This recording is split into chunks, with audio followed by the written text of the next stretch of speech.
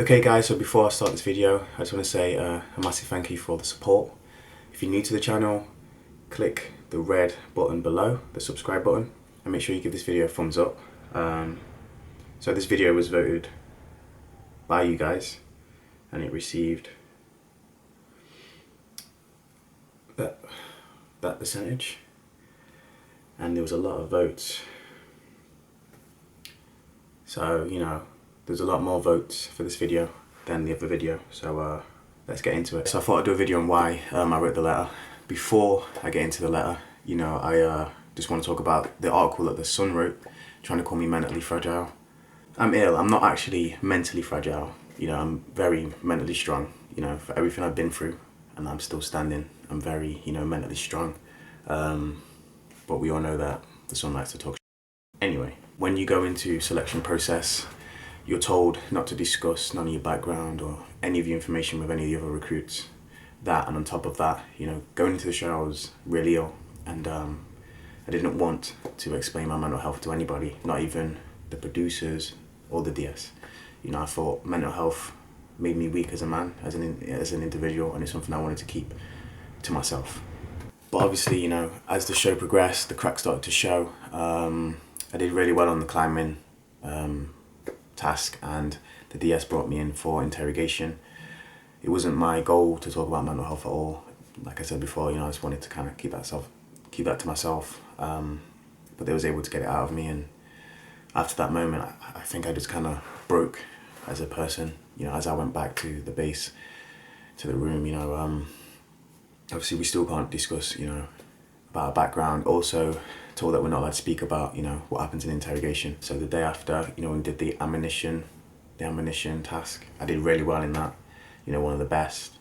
Kept my head held high, and you know, I was buzzing. You know, I was ready for any beast in. You know, I felt amazing. Just before we went to dig the snow huts, still felt good. I was excited to do the snow huts, and I don't know, on the way up to do the snow huts, you know, in the vehicles or whatever, the trucks, I started to like break. You know, I started to feel very ill. Like, I don't know, my mind was just all over the place, and I knew that if I carried on going any further, you know, I would have just broke, and I would have probably ended up in hospital and had to give up university and stuff. So as I got to the top, you know, I wanted to speak to Ant, and I explained to him that I wasn't feeling well. You know, Ant was explaining to me how well I've done and stuff like that. You know, I went to see the medic after, and I was medically discharged. But before that, before the snow hut, as I was walking over to go speak to the DS, you know, one of the recruits, you know, said, "Don't go, because we need you for the task." But obviously none of the recruits know what I was going through mentally, you know, so they didn't understand. So when I left to go back to see Sundeep, I think people was a bit like shocked, like, why isn't that just gone, you know? I think the only recruit that actually, you know, knew what I was going through was Petra, because obviously it was her job to analyse everybody and feedback to the DS. And obviously, like, watching it on TV, I was able to see what Petra analysed, and it was kind of emotional. I didn't get to see the recruits read out the letter. So the first time I got to watch the recruits read the letter was when it was on TV. Very emotional time for me. You know, I cried my eyes out, because I meant every word. You know, it's in my life, and I went on the show, you know, to find friends, and I came out with family. So to see them all have my back, and to support me like that, man, is amazing. So the reason why I wrote the letter was to explain my mental health, my situation, and kind of what I've been through, and apologise for letting the team down, because I felt like I let the team down by leaving. But, you know, I had to put my health first. I feel like in life, you know, sometimes, not even sometimes, in any situation, you should always put your mental health first. Without your mind, you know, you're nobody.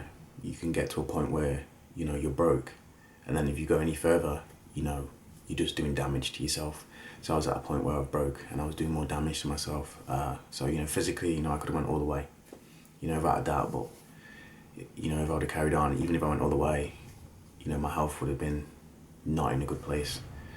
So that's why I wrote the letter. I want to add the fact that, you know, I left the show on a high. You know, I remember Ant, you know, was saying to me, he's like, just look around you, man. Look at these views.